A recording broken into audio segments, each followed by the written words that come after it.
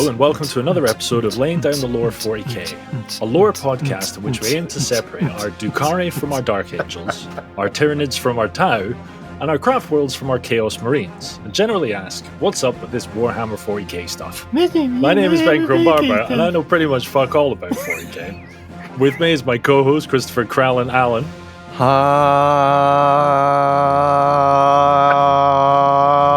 there. Who knows absolutely fuck all about 40K. Yes. And my dear brother Darren. Hello.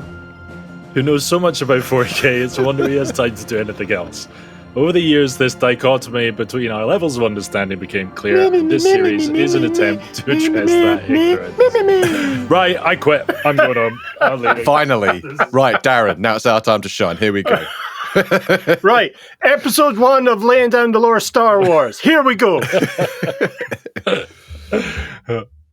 That was the most interrupted intro we've had.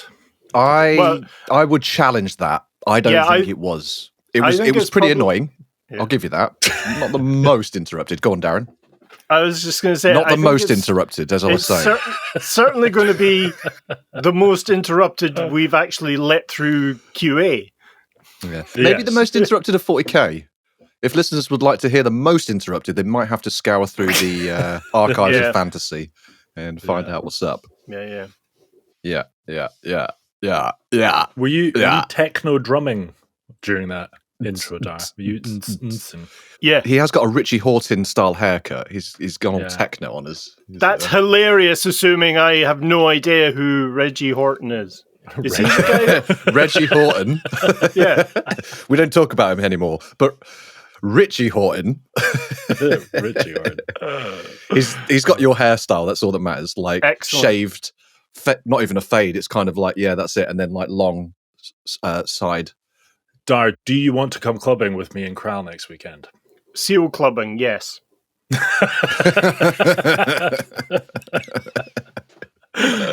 there'll be loads of that. How else are you going to stomp baby seal skulls? You know, there needs to be a fast tempo because otherwise it's not, you need it to be a trolley dash. Otherwise your efficiency will diminish. Is clubbing a euphemism for sitting in a comfortable chair smoking a pipe? Yes, that's what we're doing next weekend. Sure. Excellent. Yeah. In smoking jackets. Do you need a smoking jacket if you smoke? I mean, why is a smoking jacket a smoking jacket? Is it just a jacket that you smoke in? No, it's a jacket on fire. Yeah. That's what I always thought. Like, that sounds incredibly uncomfortable. Do you not have a jacket for every occasion, Ben? You got a smoking jacket, you got your breakfast jacket, you got your morning constitution jacket. I'd go further, Kral. I've got one for different environments as well. Like I've got my smoking on the balcony jacket, smoking in inappropriate places jacket, smoking at the oil baron's ball jacket. Knowing you, they're probably either short sleeve jackets or no sleeves at all because you rarely wear long sleeves. It's a sleeveless smoking jacket, tank top jacket. Oh, a tank top jacket. I feel a new bit of merch coming on. Well, what a segue. Let's get into that. Like, let's talk about merch. Let's got a new merch store. Plug time. It's plug time. Crow, what do you think you could get on? What would you like to see our logos on the merch store? Mate, I'm running with it. A sleeveless smoking jacket or a tank top jacket, please. Right, okay. How about instead throw blankets or tapestries? Even better. Even better. You can get a fucking tapestry with our logo on it. How amazing is that? Actually embroidered. I'm impressed. Jigsaw puzzles? You get a jigsaw puzzle with excellent. Maybe with your face on it. Love a puzzle. Yeah. Keep it coming. Can you get an incubator? Pet cat mats and pet blankets. I'll take it. I've got a cat. I've got a cat and a pet. So what's a cat? What's a cat? I was like, what's a cat mat? But I kind of bottled out halfway through. So, duvets? You could get a imagine that. Duvets. I think it's pronounced duvet. A duvet. Oh, we've done shower curtains. Does it have to be just the logo? Can it be like our faces?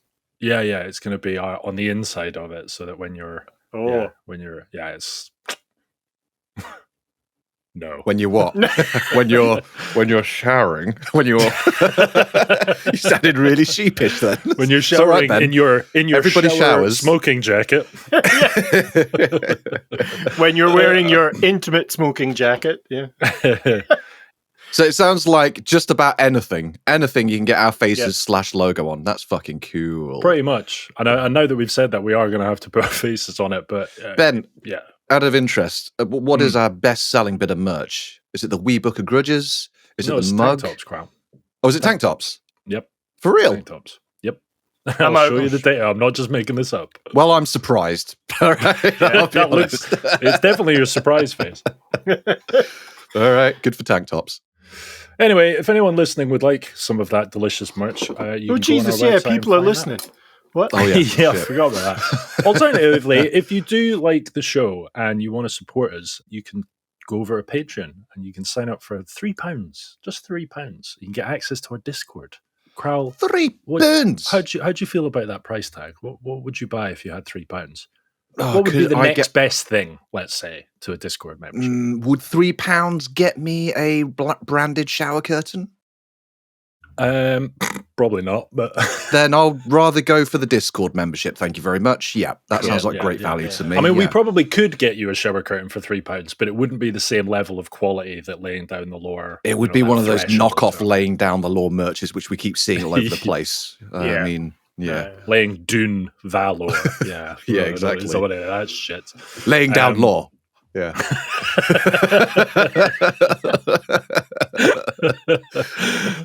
Anyway, if you want to support the show, but you don't want a subscription, there are a number of ways that you could do that. Just click on the supporters link in the description and it'll guide you towards our affiliates and support platforms.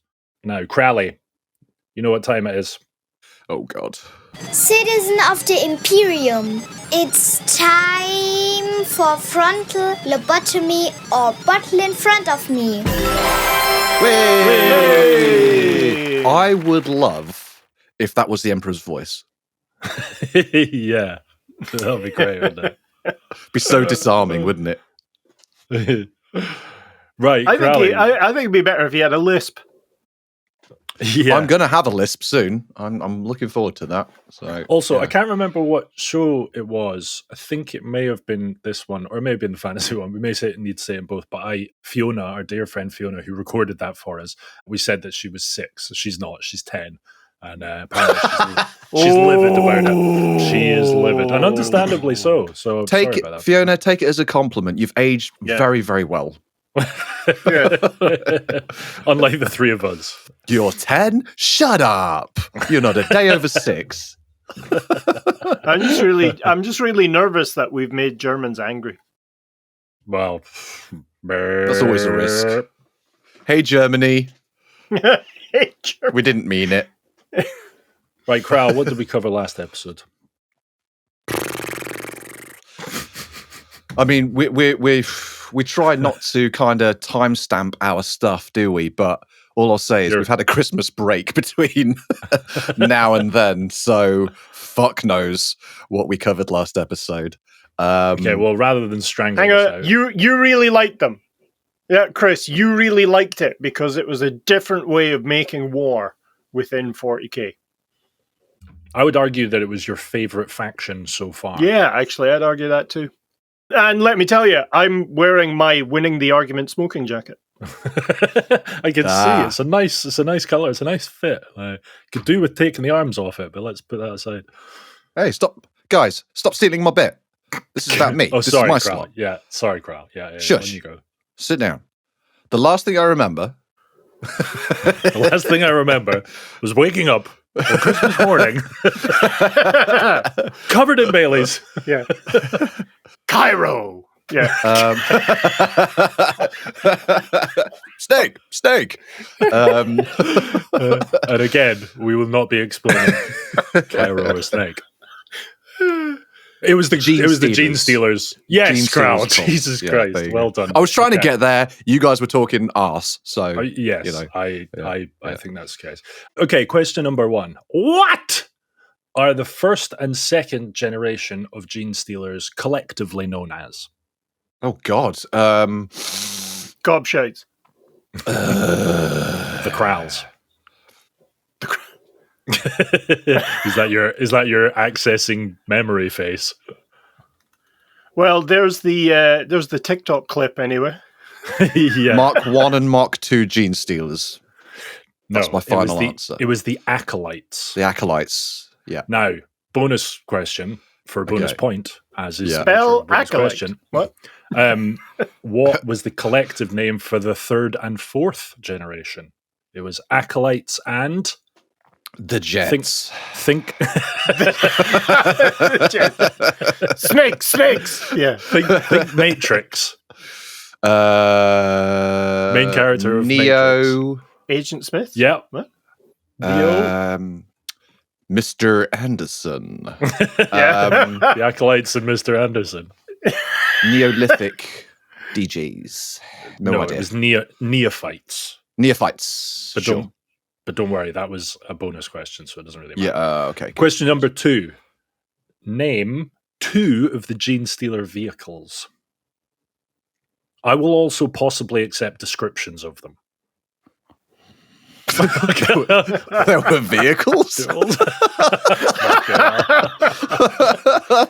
Bikes. I want to say, I have a feeling one of them was like some sort of bike, jet bike, motorbike type thing. Correct. Yeah. Okay, cool. I mean, he could just be like, there was a car thing, there was a tank thing, and there was a bike There was thing. one with an engine and it moved backwards and forwards. Yeah, one was a bike, one was a goddamn fucking penny farthing. I have no idea. Yes, you had the Goliath rock grinder, you had the Atalan dirt bikes, you had the Ridge Jackals. Runners, the Jackals. Jackal! It's a jackal! Wolf quads, was that one of them? No, isn't that a The red panda bodybuilding tanks. thing? Wolf quads. Yeah. I've got wolf quads. I've got fucking wolf quads. You do. You've got bear quads. It's because They're I've got no terrifying. trousers that fit me, mate. That's why they're bare. Oh. Because of my goddamn huge muscular. Okay. Oh, Dar's on the isopropyl alcohol. It's got to that stage. Right. Okay. Yeah. So there was some vehicles. And then I can't actually remember. I can only remember what half of the answer to this is. So Dar, you're up. What was the name of the Gene Stealer? Sorry. What was the name of the Gene Stealer instruction manual? Do you remember there was an instruction manual? How to inseminate people. Instruction manual? That's not the name of the... You and your oviposter. How to take care of your tube. Me and my Swedish oviposter. Me, myself, and my oviposter. I have no idea. I don't know. The oviposter monologues, yeah. Confessions of an oviposter. I'd love to see like a gene stealer called kind of birth control community. Do you know what I mean? Like leaflets, like, so you've ruined your life, and like other things like that. Dar, what was it called? I've no idea. What are you talking about? Something primer. You said there was an instruction manual, like for a military instruction manual. A codex for gene stealers type thing. It was called the something. No, it's actually in the. Oh, lore. the uplifting primer. Wow. Yeah, that's what's called, the uplifting primer. But that's the Astra Militarum. Okay. Nothing to do with gene stealers. You did mention it in the. Maybe it's something that they stole. I don't know. You definitely mentioned it in the last episode. Oh, Ben's getting a lobotomy. This is like the Monty Python sketch. An African or a European swallow. My smoking jacket. Is Ben misremembering? I'm going to give you one for that because the question was wrong, apparently. Yeah. All right. Well done, Krell. Really? was that deserving of a well done? I don't think so. Don't patronize me. All right. Well, I'm an idiot, but I'm not an idiot. All right. Okay. Do better next time, then, Krell. All right. Oh, the primer. No. Oh, fuck it now. No, Primer with a Y. yeah, because it's science fiction-y. I don't know why I'm taking responsibility for this. Randall wrote the fucking questions. It's definitely his fault. Randall, sort your life out. Actually, I'm not going to say anything. He's Keep him coming, Randall. You're making me look less stupid. Right, okay, well, that was suitably mangled. Can we... yeah, that was great, forward? Yeah. Yep. Here we go. Fiona's going to kick your ass. Yes, she is. The Emperor. Can we just refer to her as the Emperor from now on? Yeah. Yes. Love it. Fiona the Emperor. So, the last couple episodes, we looked at the Gene Stealer cults. That's with an L. And we looked at their sneaky, underhanded way of usurping imperial rule. Well, on imperial planets. I suppose they could undermine Eldar rule or Orc rule as well. And how they acted as the vanguard for the Tyranid forces. And so what I thought we'd do this episode is... cover orcs. Yay! Orcs. Sort your lives out, lads. We'll look at Tyranids. Hooray! Yay! So Tyranids are the kind of... They're one of the biggest bads, arguably the biggest bad that the galaxy is facing. They hold a unique position within 40k lore and the factions within it, insofar as they are not of this galaxy. They are extragalactic, to use a phrase.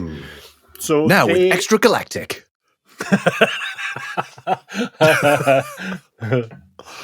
I'm just going to wait for complete silence before we move on. Yeah, good luck with that. Get your pipe out. It's not that kind of podcast. Ben, whoa. It's not that kind of show, all right? Oh, sorry, I thought you were wearing your other smoking jacket. I'm wearing my crotchless smoking jacket. Yeah. Darren, put your pipe away. Jesus. And so no one knows exactly where the Tyranids come from or even what they're actually called, because Tyranid is the name we have given them.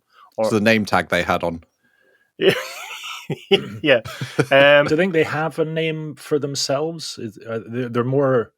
Are they sentient, or is it more kind of animalistic? It's a mixture, and we'll cover that shortly. So there was a specific event during the Horus Heresy that sent out this kind of psychic beacon, which attracted the attention of the Tyranid hive fleet as it was moving through the kind of void of space between galaxies. And this was accidental on the part of the kind of beacon, because it's not linked to them at all. It's just they picked up a single ping from a galaxy, and the Tyranid hive fleet started to move towards the Imperium of Man. And it took 10... Sorry. It just sounds very underwhelming. It's a radar ping. The thing's pinging. I love the idea that they were just like, they were in a kind of neighboring galaxy just on their way to the shops, and they were like, ping. Their page. Yeah, what was that? Like, yeah. Oh, let's go and invade this fucking galaxy. Yeah. Yeah. Let's go. Yeah. Wow, I mean, we're all. It's all kind of easy enough to laugh at when you're sitting comfortably in your own chairs. But there's a Tyranid hive fleet on its way, Chris. Mate, what can I do about that? As one person, what can I do about that? You can shut up. That's what you can fucking do. You can shut your mouth. That's more like it, Darren. There it is. Go on. It's quite a scary thought, isn't it? Like, I had a friend who once described the come up of mushrooms as there's an alien fleet on their way, but they haven't arrived yet. That was his description of the kind of pre-come up anxiety. Like they're coming. They are coming. Please stop saying "come up." So these are, as Ben alluded to, biological life forms. They are completely organic. There are no inorganic components to the Tyranid kind of faction.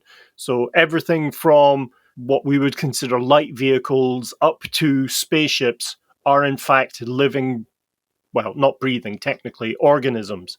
Wow. So And mounts more than vehicles. No, you would consider them to be vehicles.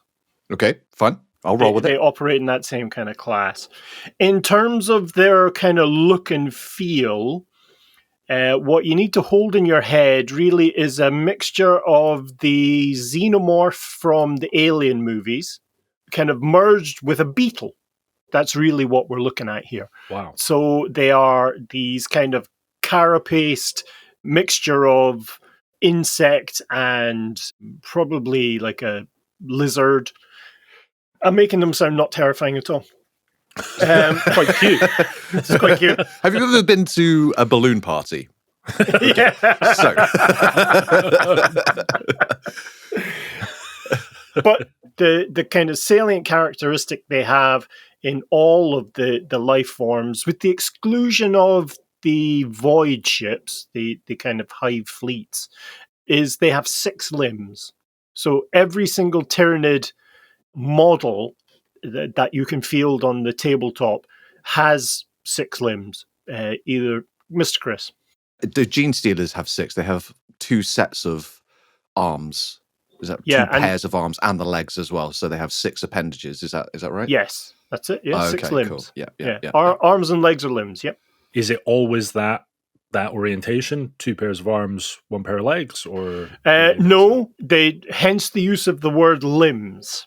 Oh, okay, yeah, that makes sense. Yeah. The weaponry of the Tyranids is very much largely symbiotic. So you have the kind of basic animal-like life form, and it can be beweaponed either with close combat weapons like talons, claws, and crab-like kind of pincery claws instead of just talons. And fingers. But it also fingers, yeah. Judgment. That's their ultimate weapon. Judgment. Opinions. Yeah. Baseless, factless opinion. Fine. Oh God, here come the bigot gaunts. But most of the weapons are separate organic life forms that exist in a symbiotic relationship with the animal that's bearing them. So Wow. you have, as I said, the close combat weapons, but also they've got a huge panoply of ranged weapons, which are in fact animals. So it's an animal carrying a gun, which is also an animal, or a life form, Amazing. really, I suppose is the. So the Tyranids don't bear the weapons. They have other sub-Tyranid creatures that hold the weapon. I'm confused.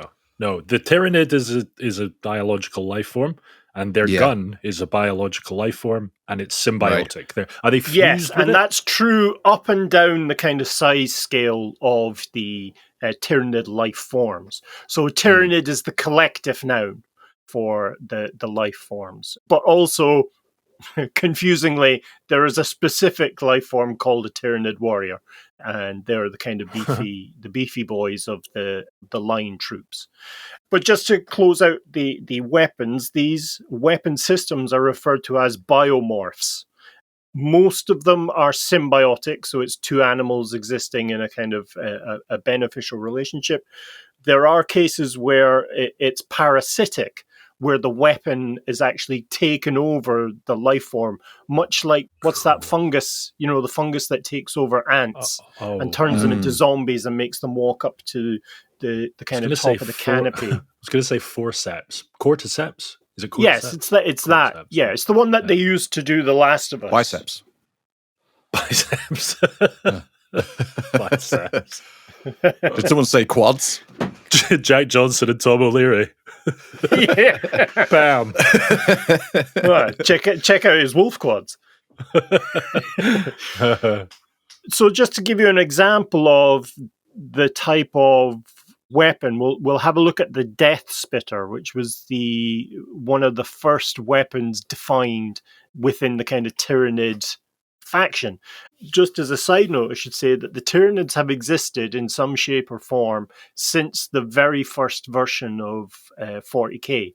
There was a Tyranid entry in the Rogue Trader rulebook. And it wasn't until quite late in the Rogue Trader development cycle that an army list was created for them. Mr. Chris. So Tyranids have been around. They're one of the OG characters in 40k. Yes. Since first edition. I thought you said a moment ago that they weren't, they didn't appear until the Horus Heresy, and I thought the Horus Heresy wasn't introduced into the lore of 40k until quite a while after first edition. Yes, they never appeared in the Horus Heresy. They were literally referred to as in an epilogue in one of the novels, that the event that attracted them to our galaxy happened during the Horus Heresy.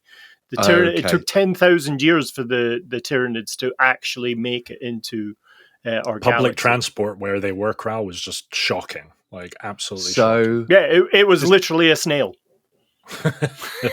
Space a giant six-limbed space snail. So was that bit of lore that the Tyranids kind of were attracted during the Horus Heresy, was that bit of lore retrospectively added? Were they already? Yeah, because the Horus Heresy, as I understand, kind of came later, didn't it? It was a later edition to kind of bridge the gap between a few. Oh areas. yeah, it was a prequel essentially. Yeah, the novel we're talking about, and I'm not going to name it for spoiler reasons, it's a few years old. So it's what do they call it? They retconned how the Tyranids were attracted to the galaxy. And so that's cool. That's what's happened. Of note, we should say that Tyranid armies are exclusively Tyranid based. Now that sounds stupid, but let me compound that stupidity by saying why it's interesting, is because in the original army list, it was revealed that Tyranids created from the orc biomass, from the dissolved bits of orcs, a life form that then became ubiquitous amongst orcs. It's claimed that the Tyranids, in fact, invented squigs. No. That's brilliant. Have a look in White Dwarf number 145. It's stated Tyranids quite plainly. Created the squigs.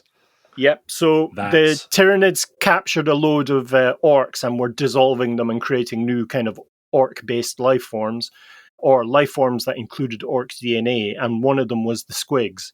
That was the keeper. I want to see the reject projects. I want to see if the squig was kind of the pinnacle of what they. That would have been an amazing project. Like 1 part Tyranid, 1 part orc, 1 part sense of humor. Bam, squig. 1 part kids balloon party, and bam, there you go. I like this life form. Can you make it rounder? Yeah, make it more orb-like. Sure can. Pass me that balloon. Yeah, it's pass me the pump. It's fairly bitey already, but can we add more teeth? And make the mouth larger. The other aspect which was interesting in the first army list was you could have squads of enslaved beings. You could have Imperial Guard, Chaos Space Marines, and I think orcs as well, could be basically infected with a kind of mind web that would go, that would wrap around their brain as a Tyranid organism, and then it would allow them to be controlled by one of the larger creatures. Both of those, the squigs and the mind slaves, were removed by the time second edition came round. But it was quite an interesting. Was it an attempt to make the existing models usable as part of a Tyranid army list? I think it was, but they did it in a way that made sense, if you see what I mean. Okay. I love that idea that a squig is a Tyranid. That's so funny. Yeah. That has since squigs no longer are considered to be Tyranids, and the function that squigs had within the original Tyranid army list have been replaced by something called the Ripper Swarms. Mr. Chris. Do squigs have anything to do with Tyranids anymore? Or was it just No. And what's the history there? Like, we just want to make a new life form. To what ends, and why did they end up with the squigs and then they not use the squigs? if I'm recalling correctly, the kind of role that squigs that took within that army list, they were the infiltration kind of ones. They're the ones that would go in and kind of corrupt the biome. And there was one specific squig model, which was an orc's head with a massive hand at the top, two small kind of scrambly legs, and a huge bone spike coming out just under where the chin would be. And that was used to assassinate leaders by grabbing them on the top of the head and then throat fucking them with the spike. Wow. Fucking hell. Yeah. Oh my God. Also, let me just apologize quickly to the listeners for using the word throat fucking. I love the idea that they were infiltration units. Like, what could be more stealthy than a collection of multicolored, balloon-shaped mouths Abomination towards you? Like, nothing to see here. Boing, boing, boing. So the stealth squig went away and was replaced by the Ripper Swarms. And that was really where the Tyranids changed from this kind of odd collection of organisms or that would kind of hunt down and eat up as much as they could to this all-encompassing genetic hoover that would, take over a planet and strip it bare of every single aspect of life that it could, up to and including the atmosphere and bodies of water. There were just planets that have been stripped by a Tyranid hive fleet are effectively just lifeless balls of rock. That's all that's left. Yeah. Sorry, that sounds really funny. Lifeless balls of rock. Lifeless balls, let me tell you. That's my retirement name for dancing. So, steering it back to the weapons, we're just going to give you an idea of what is involved. The weapon we'll look at is called a Death Spitter, and it's made up of 3 organisms operating kind of as one. So there's a kind of dangling sac that contains the kind of seed forms or the cocooned forms of these maggot-like creatures, which make up the ammunition. As the weapon is fired, there's an electric kind of pulse that pushes these seeds through an orifice that strips off the outer layer. And so then the acidic nature of the kind of denuded creature reacts with the long colon of the weapon's barrel, and that ends up having a huge spasm that fires the maggot now out at extreme velocity. And when it hits the target, there's a concussive force that kind of can penetrate the armor, but the maggot also explodes, and it has acidic blood, much like the Xenomorph in the Alien movies. And so it dissolves the armor and any exposed flesh. And these things fire at the rate of a kind of submachine gun. So they can fire out 10, 20 maggots in a quick burst, and you end up just dissolved. The Death Spitter is an example of your penis. A Tyranid biomorph weapon. There are variations on that. You get things like the Barbed Strangler, which fires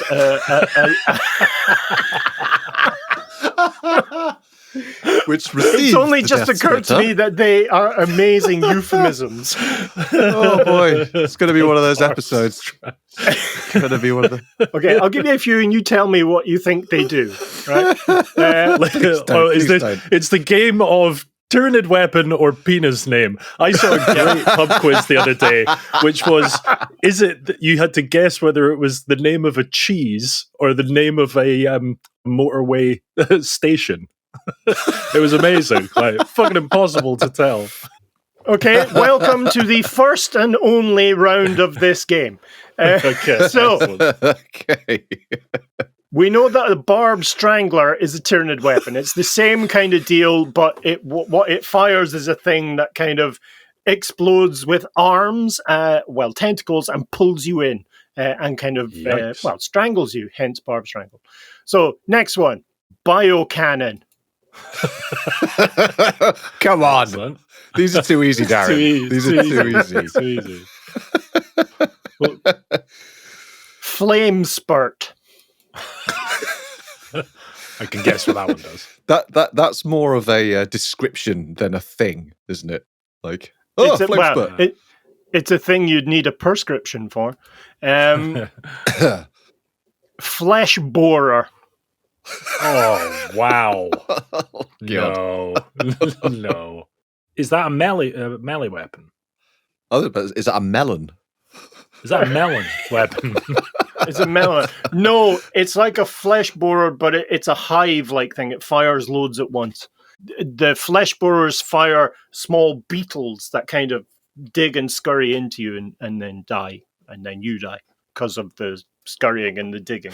Okay, we'll get another one. This one's a bit on the nose. The Impaler Cannon.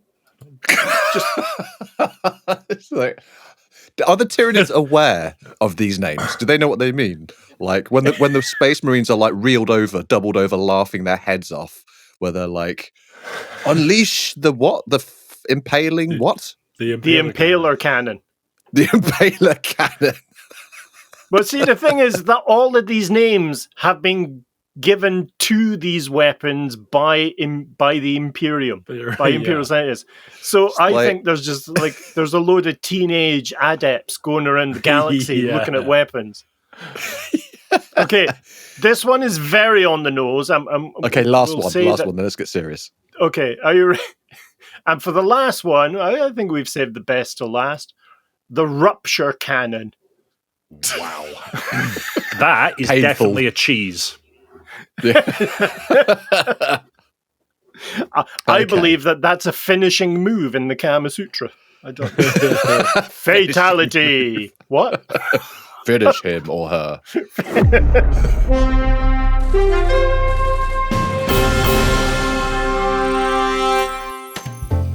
Opening soon in war zones near you, Hive Fleet Buffet is a unique and immersive dining experience that transports you into the heart of a Tyranid hive ship.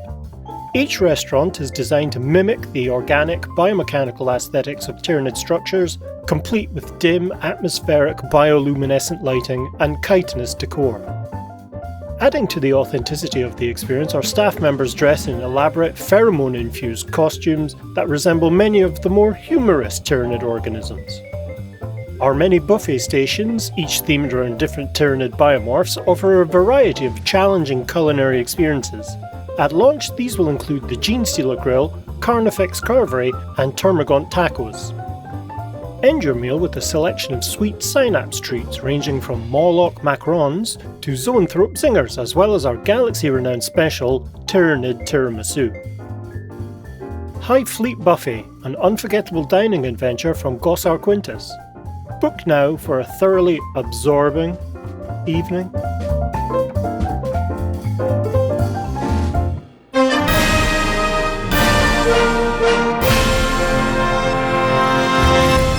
With that very serious analysis of Tyranid ranged weapon names,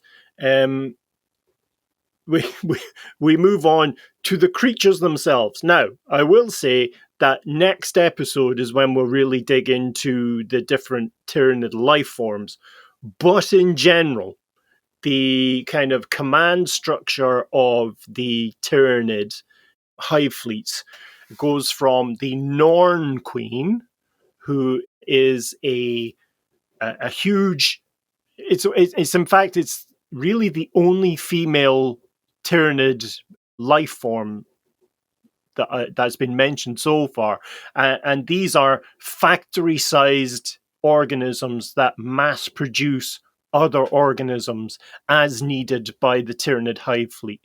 Everything from swarms of kind of rippers, which are kind of a cross between an angry beetle and a snake that devour all life forms in front of it, up to light vehicles or the kind of heavier organisms associated with the Tyranids, including biotitans. They have their own biological titans. Mr. Ben. You may have answered this already by explaining that this thing produces tanks and titans, but do the other things grow at all? Is it a life cycle, or are they just produced in their final form? They're really produced in their final form. There are some exceptions that we'll cover in the next episode, but they really are the exceptions, because all of these life forms have an expiry date, and that's when the planet is finally conquered. The troops that a Tyranid hive fleet sends down don't come back. They're harvested in the same way that the planet's populace would be harvested. Right. And we'll cover that shortly. So the Norn Queens really are the productive side of the kind of Tyranid hive fleets. You then go from the Norn Queens down to their emissaries.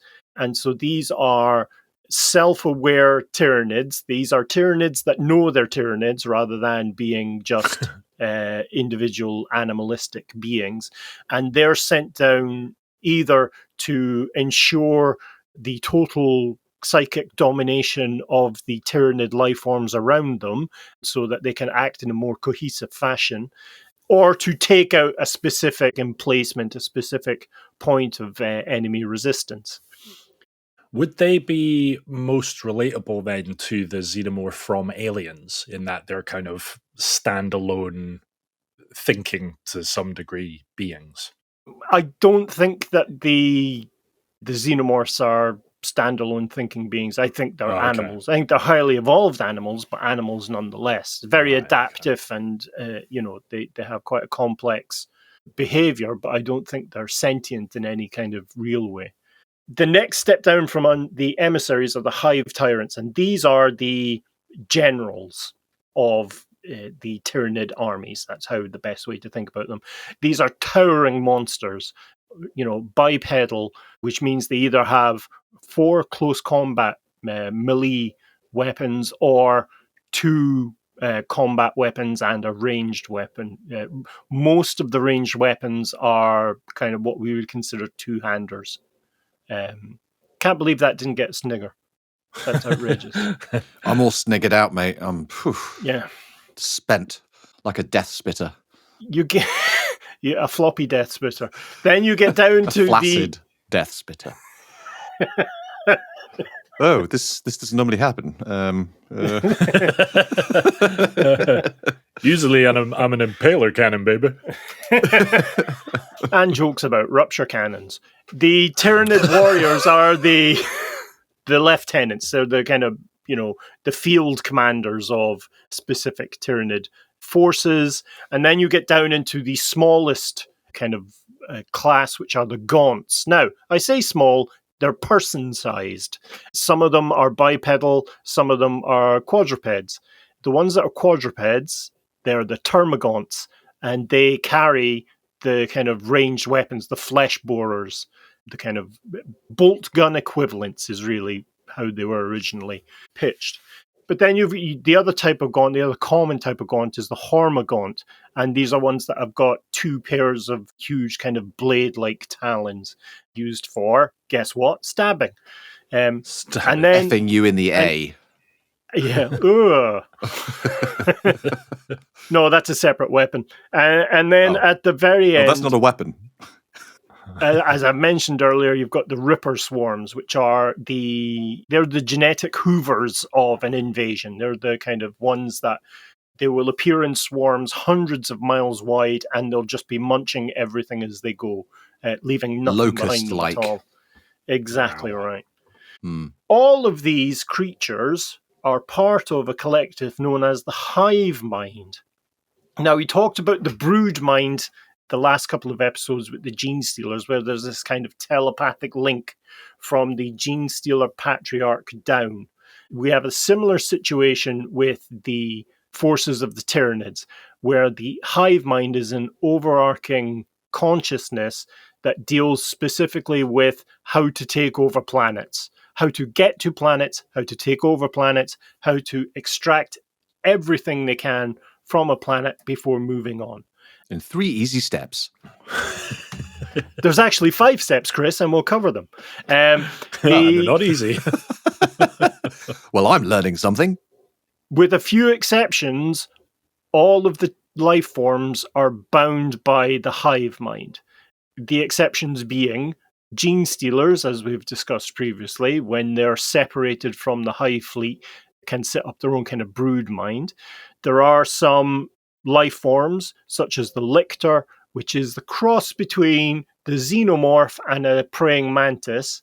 They are the kind of skirmishing scouts and assassins of the Tyranid hive fleet. But there are a few exceptions to this kind of complete subordination to the hive mind, and those are the kind of top tier life forms. And we mentioned a couple of them there: the Norn Queen, the emissaries, and the hive tyrants. They're the ones that have the kind of situational awareness and, to some extent, their own personality. And indeed, there are a couple of Tyranid life forms described as unique, in quotes, although they appear in numerous different hive fleets. And these are the kind of super duper generals. I believe that's the official phrase. Says it on their name badge. Yeah. And so these larger Tyranid life forms are what's called synapse creatures. So if you can imagine the hive mind as a web, or as a kind of a nodal array, where each node is a synapse creature, going from the Norn Queen all the way down to Tyranid warriors. And the hive mind is able to send commands through to groups of creatures near a synapse creature. So in terms of rules, what it used to be is if you could kill all the large creatures in a Tyranid army, the smaller life forms would revert to a kind of animalistic, kind of context-related behavior. So if there were troops within range, they would just stand and shoot at them. They wouldn't advance. If there were no troops within range, they would advance until troops are in weapon range and then shoot.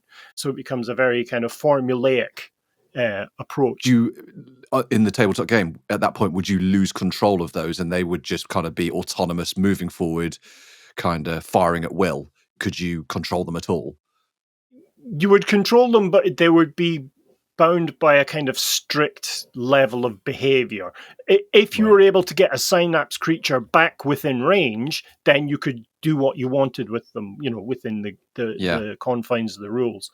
But it was always a good way to disrupt a Tyranid army, both in terms of the game and the lore itself. If you can take out the synapse creatures, you're well on your way to being able to make an effective kind of resistance against them. Wow. So the lesser creatures would still have the Tyranid kind of mission in mind, but there would just be like a dog off a leash, basically. They'd just be going for the nearest thing, and it wouldn't be very structured or strategic. It would just be pretty mindless, feral attacking all over the place. Exactly right. It's this it's this level of coordination that the synapse creatures are able to enforce on the Tyranid force at large. One of the other interesting aspects of this hive mind is it is disruptive, and I would use the word anathema, and I use that word quite deliberately, to the warp. And so as a hive fleet approaches an imperial system, they lose all kind of connection to the warp itself. And so Tyranid hive fleets operate pretty much like the anathemas do, the humans that are born without a soul. And so then you can logically draw that Tyranids have no presence in the warp because they still it completely. And it's stilled to such an extent that it drives any kind of psyker insane, either very, very quickly, if they're very powerful psychers, or gradually over a very brief amount of time if they're weaker-willed psychers. And of interesting note is that weaker-willed psychers will begin babbling in an alien language. Wow. Whether that is a language specific to the Tyranids or a kind of common corruptive variant of Gothic when the Tyranids are present, who knows? Ben. On that note, how do they communicate? Psychically. It's the hive mind. It's this form of telepathy in quotes. Right. Okay. It's not actually telepathy. There's there's some kind of neuro-linguistic programming that goes on, plus pheromones. Sounds like telepathy, situational. You sound like telepathy, Chris. If it looks like a duck and it walks like a duck, it's probably telepathy. It's Crowley. Right? Pretending to be a fucking duck. A duck, not a fucking duck, just a duck. Whoa. Hand me my duck rupturer. You got there before me. But this shadow in the warp, as it's known, the effects of it are not exclusive to psychers. It also instills this huge sense of dread within the kind of population of a planet that they're near. And so it seems to be a thing of tactical advantage. So very kind of Darwinian evolution of a kind of aggressive, I'll say it, telepathy. So it may actually be a deliberate point, a refined weapon used by the Tyranids as well. Mr. Ben. Does that mean then that the forces of chaos are useless against the Tyranids? Not useless, just not as effective as they could be. Magic, in terms of psychic ability, is greatly reduced. The impact of psychers is really reduced. And thus, some abilities from, demonic armies, that kind of thing, are reduced as well. But demons don't rely purely on warp energy, as counterproductive as that thought is. Some of them have swords.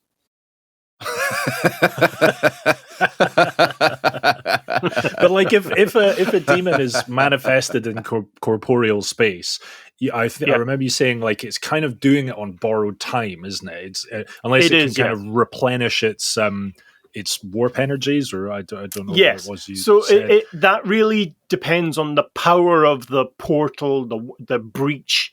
If it's extremely strong, demons will last quite a while. If the planet is kind of partially taken into the warp, it's then technically a demon world. So you're not wrong, but there's a kind of a sliding scale of how effective demons are.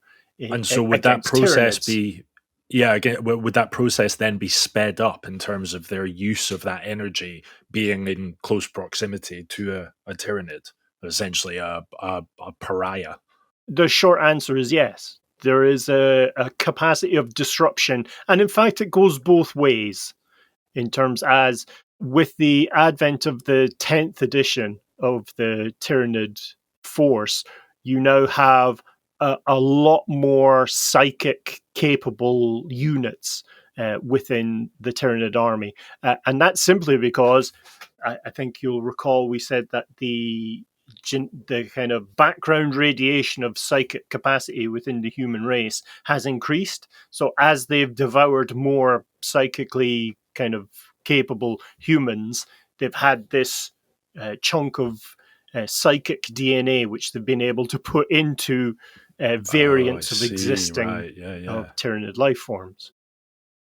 So are the Tyranid, like the color of the Tyranids, is that set? Is there a color defined in the lore? Because I see lots of different kind of styles of paint jobs, but is there a uniform livery? There are kind of lore specified color schemes, but they're tied directly to different hive fleets. Okay. The Hive Fleet Leviathan, which is the kind of current enemy of the Ultramarines and the kind of, humanity in general, they are purple kind of carapace, purple armor with kind of pinkish white skin, for want of a better term. Right, okay. But then those shades vary. And I think Hive Kraken was red carapace is red carapace with kind of bone-colored skin. And Hive, this will be fun. Let's see if we can get callbacks for this. Hive Behemoth Behemoth is kind of blue carapace with red skin. But there are, as I say, it's very much tied, I think, to what the Hive fleets consume, or the you are what you eat. Genetic specificity of the Norn Queen associated with those Hive fleets. I'd love to see the Tyranid fleet that invaded Carrot 7. You can fucking see in the dark, those guys, I tell you. Did you eat all the Haribo? No. Yeah. Are you sure? Yeah. Why do you look like a rainbow then? Explain yourself. Why are you the pigment of a Haribo fried egg? There've been some great paint schemes online. Someone put reflective glitter on the carapace, Nice. which I just think looks really good. Disco Tyranid. Yeah, they devoured Disco 7. Yeah. Now, speaking of devouring, segue. As alluded to earlier, the Tyranids, their only function is to devour biomass so that they can create more of themselves and thus be able to devour more biomass. When they approach a planet, we'll say we'll have a look at how they devour an entire planet with their mouths. Well, it's not always. Oh God! Oh! Are there any free-thinking Tyranids, like liberals? They're like, I'm so much more than just this kind of consume, reproduce. I want to. Surely there's more. Yeah, I want to be a lumberjack. Yeah, I want to get into improv.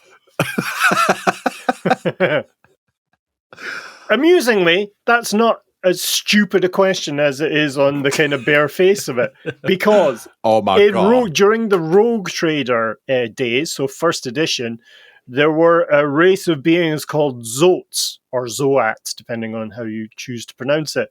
So these were, again, six-limbed. They were like iguana centaurs. And yep. And they were believed to have been a race. Which half was the iguana? Both halves. It was an iguana. Reminds me of The Simpsons, where Chief Wiggum, they're at this old-time fair, and Chief Wiggum's like, behold, the amazing Quadrilax, the horse, with the head of a rabbit and the body of a rabbit.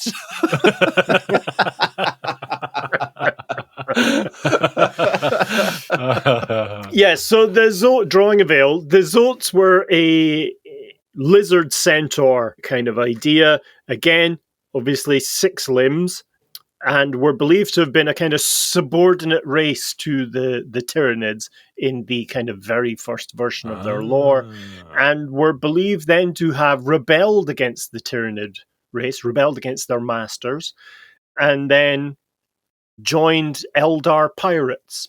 They were a unit that could be attached to an Eldari pirate race in the first edition. Cool. And interestingly, they died a death at the end of first edition 40K Zoats. It didn't appear again until a couple of years ago, when as part of the game Black Fortress, which is a kind of dungeon crawler set in space, an expansion included a reimagined Zoat warrior. That's cool. Full of kind of centauri, beweaponed goodness. Zoats appear in fantasy as well. They're in Blood Bowl. There's Blood Bowl star players that you can use. And in 3rd edition fantasy, you could have a Zoat force, they're so expensive because they're quite magical that you'd get absolutely toffee hammered every game because you'd have a handful of miniatures and the other guys would have, an army. So that long-winded way of saying there used to be, but not anymore. Wow. Huh. So, in terms of how a Tyranid force takes over a planet, conquers a planet, it's really in kind of 5 stages. The first being reconnaissance. So that's where you get gene stealers and these beings called lictors, which are the kind of praying mantis gene stealers, go out into space, or they infect a space hulk, or use the Oviposter and Me primer. Oh God, it is that. To get into Sorry, Ben. To infest what did you call disrupt the Oviposter and Me. I just completely made it up. There's no. Damn it. And so they're used to identify specific threats on a given planet that would disrupt their invasion. Lictors especially are quite good at this because they've got feeding tendrils that do the same job that brain-eating implant does for Space Marines. And so the feeder tendrils go into your brain and they're able to absorb your memories. And so that's how lictors can learn about the kind of defensive capacity of a specific planet and take out any leadership in advance of the kind of fleet arriving. Wasn't that also one of the things in Starship Troopers? It might have been one of the kind of sequels, the brain bug. Yeah, the brain bug. That's right. At the end, yeah. Go plunk at the top of your head, suck all your brains out, and then it knew everything that you knew. Is that right? That's exactly right. Yeah. Sure. Do you even need to be her, Ben? You just seem. Welcome to Laying Down the Lore, Starship Troopers. It's going to be a short series. Would you like to know more? So the biggest threat here at this stage, obviously, are gene stealer cults, and this is where we slot effortlessly, which is easier to think about than say, into seamless, Darren. The life cycle of the gene stealer. Yeah, you'll recall that the gene stealer hybrids, the first and second generations are the acolytes, and these are the ones that look like a cross between a human and a gene stealer. So they've got carapace plates, they're kind of mutated, that kind of idea. When a hive fleet draws near, the animalistic side of the gene stealer kind of biology takes over, and so that's Start where shitting you in get their hands and throwing it passers-by. Jumping on your car and ripping your wing mirrors off and shit. Just like, Speak for yourself, Crom. Is Gary all right? He seems to be scuttling. Is he fine? He's gone full Zoidberg. Yeah. And so these acolytes, these early generations, start to mutate, and you get recognizable biomorph weapons associated then with these acolytes, and these are referred to as hybrid metamorphs. And so you get the bone swords and the lash whips and claws and what have you. The close combat weapons associated with Tyranids start to manifest on these early generation acolytes. This is also where the more gene stealer than not hybrids within a gene stealer cult turn on everyone. They turn on not only the wider populace, but also their own cult members. So you have, because they've gone from being this kind of hypnotic being who's trying to infiltrate and disrupt to being now weapons of war. They're now reverted to this kind of original kind of biological imperative as associated with the hive mind. It's really where the hive mind takes over from the brood mind, and the ones that are more gene stealery kill everyone. But they're only killing the third and fourth generation gene stealers, aren't they? The ones that have become more human. Yeah. Sorry, that's what I want clarity on. They're actually attacking other gene stealers of different generations as well. They're attacking, as Ben said, the ones that are more human than gene stealer, the ones that are trying to, take over the planet. That sounds counterintuitive or counterproductive in kind of the grander scheme of things for the gene stealers to do that to themselves, or is it, by that point, are they kind of no longer needed? Yeah, it seems quite clever. It seems like a kind of ingenious plan. Like they have the patriarch has 2 generations that are basically mainly gene stealer but slightly human. And then they have another 2 generations that are more human than gene stealer in order to infiltrate and fuck up the defense of the planet. And then at that point they're kind of in they're just it's just biomass that can come back into the fold. That cycle repeats, so you get multiple generations of first and second, in quotes, generation hybrids. It's really tied to the disruptive kind of schedule of gene stealer cults. More often than not, it's when a Tyranid force is drawing close, so the first kind of hints of the shadow in the warp are hitting. That's when they organize to usurp and overthrow the kind of the defenders of the planet. And as then the Tyranid Hive Fleet gets closer and maybe even into orbit, that's when the hybrid metamorphs start to, well, manifest the Tyranidy weapons. And that's then also when, or shortly after that, is when the Gene Stealers and the Gene Stealer hybrids go full animalistic and just attack everyone that isn't a Tyranid. Yeah. Mad. Here's a thought. Before the Tyranids arrived in the galaxy in question, they wouldn't have necessarily come in contact with human beings. And so is this strategy, has it been developed since they arrived? Or can we assume that there's been other races that are of a similar makeup to human beings in other galaxies that they've evolved to do this to?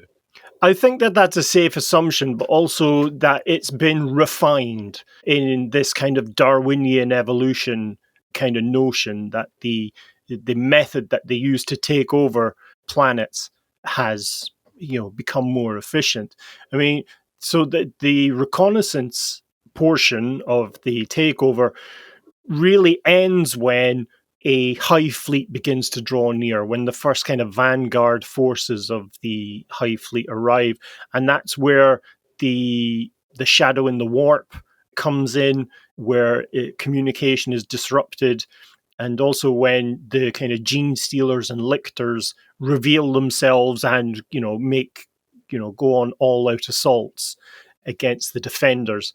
These are supported then by effectively drop pods. They're referred to as mycetic spores, and that's where you get the initial Tyranid life forms involved in a planetary assault. It's relatively localized, and they'll take over an area where they're able to very quickly get a beachhead and then begin dissolving the biomass around them and bring in some of the larger creatures that are able to produce the smaller creatures. So you have various life forms that can produce these ripper swarms as needed, the smaller kind of gaunt variants as needed, up to and including gene stealers as needed, but you can't really play them on the tabletop. And it's also where they begin to produce these massive toxic clouds of spores and begin to terraform the planet to some extent to turn it relatively swampy, very humid, stuff that really promotes the growth of these spores and various diseases associated with very warm, humid climates, fungus, that kind of idea, so that they can take over areas very quickly. And so it's at this stage, really, that if they don't step up the defense, that it's highly likely that the planet will be taken over. How do you defend against mold, though? Well, it's not the mold, really, that you need to defend. Well, antibac, some kind of good Kill-Rock. Kill-Rock's pretty good, right? I think you get, flamethrowers, but also Space Marines armed with Dettol. So once this initial infestation has taken hold, it's really where the assault takes place in earnest. So you get the kind of largest array of Tyranid bioforms manifesting on the planet, either through constant kind of drop pod action from the hive ships in orbit, or they begin to create larger bioforms on the surface that can produce all of the types of Tyranid that will be needed for the production or the conquest of the planet. Mr. Chris. These Tyranid drop pods, are these biological vessels as well? Yes, absolutely. I imagine they're like Ben's favourite amniotic sac, and they just drop like a water balloon and just burst everywhere. Gross. Yeah, effectively it's a chestnut casing filled with gribbly animals and acids. Gribbly will never not be one of the funniest words I've ever heard. It is. It's a great word. Yeah. So, in addition to all the existing kind of foot troops, in quotes, this is where you start seeing the larger kind of, the smaller and larger winged Tyranids. The most common being gargoyles, which are basically human-sized Tyranid bats with bolt throwers or flesh borers, the beetle cannons, the beetle guns. Jesus. And then it's at this stage as well, you start seeing them not only take over the land and the skies with the wings on, but the oceans as well. And there's many kind of specialized life forms that will eat everything within an ocean. So you end up with simply land and water, and then the water's gone as well. Holy shit. Wow. Greedy. Where does all the biomass go? Do they get it back up into the ships? Where does all the biomass go? Long time passing. Okay, shut up, Crowlin. Shut up, Crowl. Usually, as this phase is called the assault phase, this is where you come into the direct opposition of the defenders, and they're there with all their las guns and tanks and aircraft and all this kind of technological nonsense. And so the Tyranids stuff. Yeah. All this. Hang on, you didn't grow that. So the.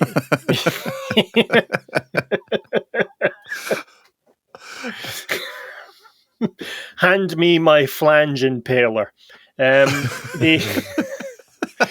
So you start seeing. Hand me my turbo encabulator.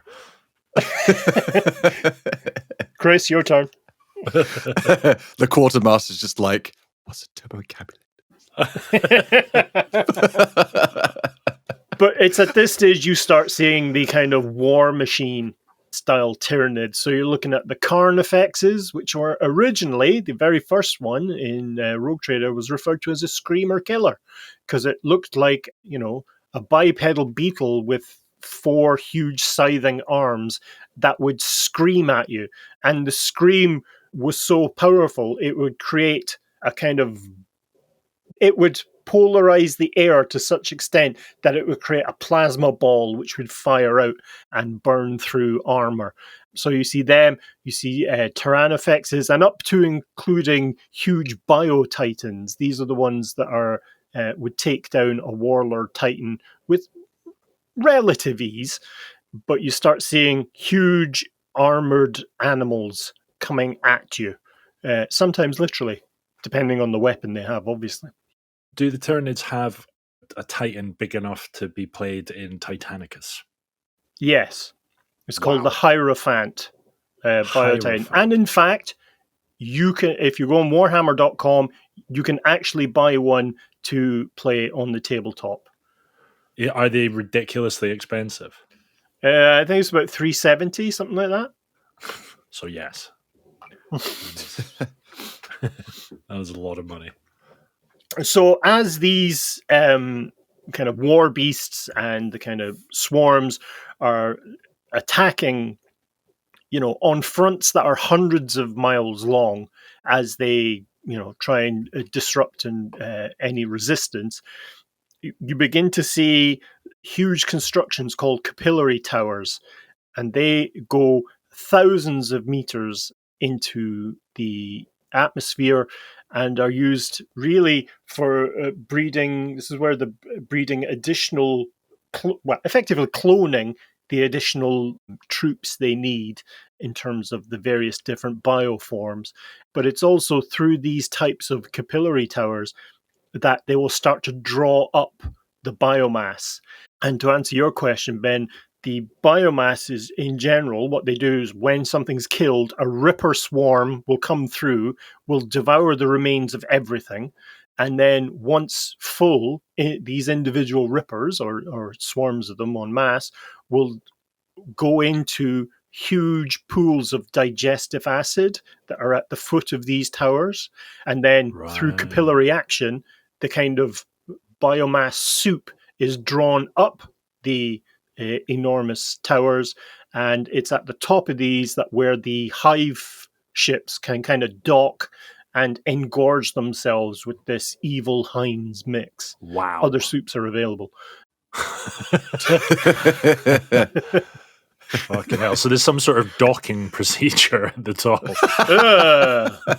Oh, Ben. Even the Tyranids are like, ew, I hate this bit. Why do you always have to make it sexual? I mean, tell me what the official name is for a tower connecting with a thing, with a ship. Union. It's called the Union. Yeah, an adjoining. Or does it just Ben? Or does it's called the penetration? Does it just spurt love up into the sky and then the ship just comes into it? I never thought Tyranids would be so funny. Yeah. Oh dear. I believe the correct term, Ben, is spaffing. How does Slanesh feel about the Tyranids? Well, they probably don't care for them all that much, seeing as they require living, thinking beings to worship them. Yeah. I can't imagine that it's...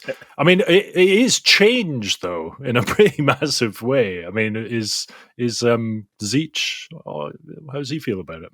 They feel about it? I think they all feel fairly negative about it because they still need, they still need Humans. to be worshipped. Humans. Yeah.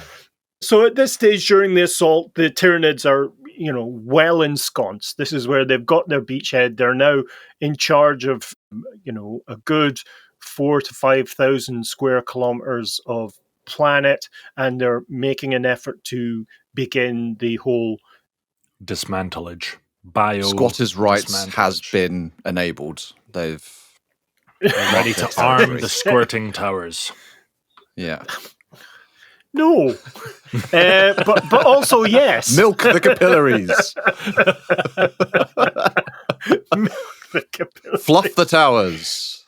We need different terms. Capillary milkage. Prepare the soup udders. Yes. Lactate the udders. Bio soup udders. Wow, they actually gave the planet udders. That's amazing.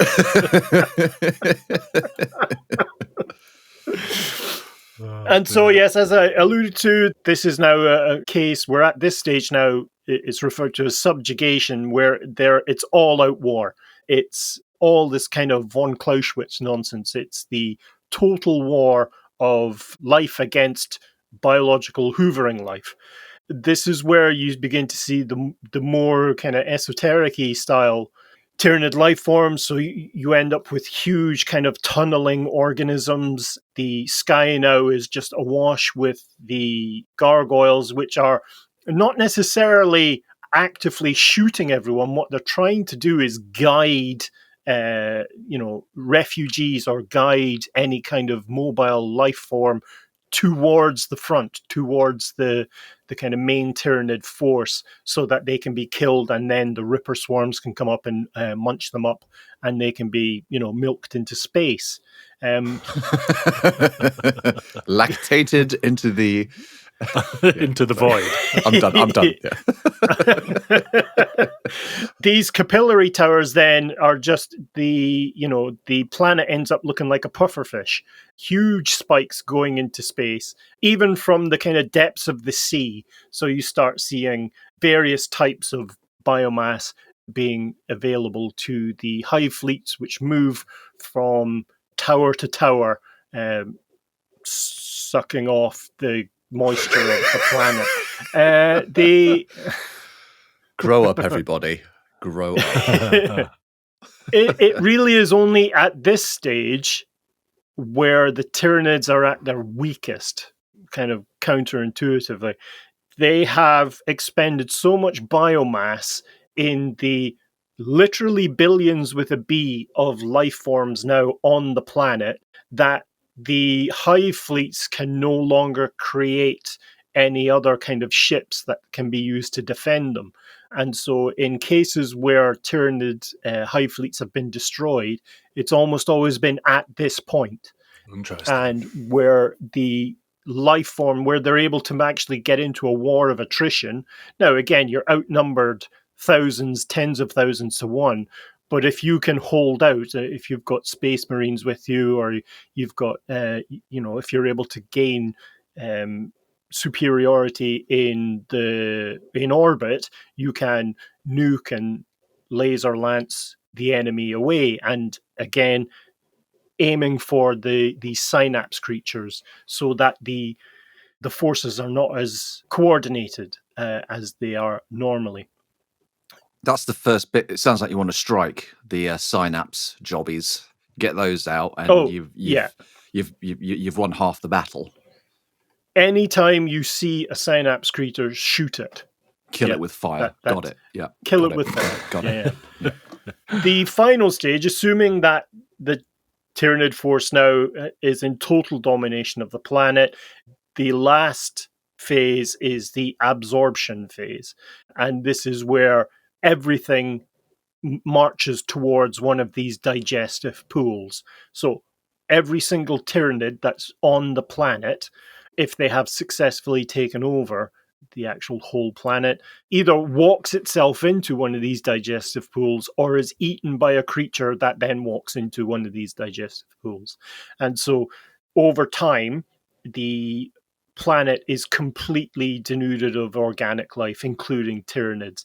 And of interesting note is the capillary towers not only pull up the raw material, but that raw material, depending on the creature that has the Tyranid that has killed the individual, can absorb memories, can absorb kind of technological know-how and kind of defensive tactics of the planet's previous inhabitants, and so can create new life forms or more informed life forms to attack the next planet. Mr. Chris. Mad. How would gaining knowledge of a civilization's technology benefit a biologically based military like the Tyranids? Like, would they go, oh, we've got the death spitters, but we can actually make and use plasma guns? Or is it more just intel? It's like, okay, we know how this stuff works. We know their weaknesses. It's it gives them like an OEM blueprint, so they can make like OEM versions. It's like the bio. We no longer need to use these ridiculous death spitters and flesh borers and be ridiculed anymore. We can use guns. Yeah, we can have bio bolters. I think that's now we can have jizz spaffers instead. No one could possibly take. Maybe the next planet they take over, they could figure out what a sense of humor is. Yeah, all these Tyranids coming over the hills with red noses on. Yeah. Try and disguise themselves. Although they do have gene stealers, they are pretty good at that. So really, it's a mixture of both. They will create new life forms to combat specific abilities of defenders that they've kind of consumed before. And two examples leap to mind. One is a thing called a zoetrope, which is a Tyranid brain with a body hanging off the bottom of it. And that is created seemingly from Eldari DNA as was. Wow. And it manifests psychic powers not unlike the kind of Eldari can. Cool. And so these are effectively psychic artillery units used to combat the the enemy, but also they have an anti-psyker kind of field around them as well. The other one that leaps to mind is a thing called the Tyrant Guard. So these are extremely buff, well-armored Tyranid life forms that defend hive tyrants, that defend the kind of leaders. And there used to be, I don't know if it still is, I'll need to read up for next episode, there used to be a piece of lore that stated that these seem to be based on, to some extent, the DNA of space marines, because they are very tough, very kind of mildly regenerative, but they have aspects and they spit of venom? Through their venom spitters, yes. Definitely Space Marines, definitely. It's got to be. So that's just a couple of examples of how the hive fleets can adapt to a given threat. Because obviously, Space Marines, we discussed in previous episodes, they're not in war of attrition. They'll aim for your general. They'll basically cut the head off the serpent and let the body wither. That's generally the Space Marine method of war. So the hive tyrants are an innovation against that type of war, against the disruption of the synapse creatures. Tyranids. Bam! Love them, lovable, hilarious, comical, everything I want from an alien life form. So ridiculous. So it's looking more and more like a kind of Tyranidy gene stealery army for you then, Krallen. Yeah, I can finally relate to. There's a few of our dear Discordies that love the bugs, they call them, don't they? The bugs, bugsies. Yeah, man. And I can see why. They're hilarious. I don't think that's why they love them. I just think they've got a real penchant for talent. But I do like, and it's like the Xenomorphs in Alien, they've got a very basic MO, and I kind of like that and that kind of inevitable, inevitable, unstoppable, single-minded cause. Like there's no bones about them. There's no, where you stand with them. Like in their and it's digestive juices. And that H.R. Geiger design from Aliens is really good. It's that kind of feel, It's like dark bio art. Next episode, we'll have a look at some of the kind of more common and indeed some of the stranger bioforms, they're called, of the Tyranid hive fleet, but we'll also touch on the Tyrannic Wars. This is the kind of collective name for the wars against the Tyranids. And we'll even discuss how the Tyranids got their name. So, you'll have to come back. Damn it. Yay. Yeah. I mean, it's not a great story. I mean, they just killed a guy called Barry Tyranid. And he was memorialized. Memorialized? Yeah. I think that's a word. Right. We wrap up. Go on then. All right, that's all from us. Thank you so much for listening. Details and imagery for the topics we've discussed in this podcast can be found on our website at layingdownthelore.com. We also have all our previous episodes on there, release schedules, and merchandise. Shut your face, Dar. Again, if you are keen to support this podcast, just click on the Support Us link in the description, and you can buy merch for, various parts of your house. And if you want to, we'll include a ticket where you can send it in, and it's a free voucher, and Chris will come around your house and absorb you with his rupture cannon. Lies. I don't swing that way, Darren. Kral, before we go, cheese or service station? Shevington. Cheese. Both. No, it's a cheese. It is a cheese. It's a cow's Really? milk. I was actually going to say it's a service station. I was like, I'm totally going to. It's a service station. I've been there. And you're like, no, mate. All right, it's a cheese. Gloucester. I mean, Gloucester cheese. Both. It's definitely, that is both. Yes, Kral, well done. It's both a service station and a cheese. Anyway, we'll be back. Okay, I've got one. Wang rifle. It's a cheese. It is a cheese. There is a cheese called Wang Rifle. Amazing. Anyway, we'll be back again soon, displaying just how little Chris knows about Tyranids, but how much he now loves them. And we'll see you then. Goodbye. Goodbye. Bye. I can only apologise for what we've just listened to.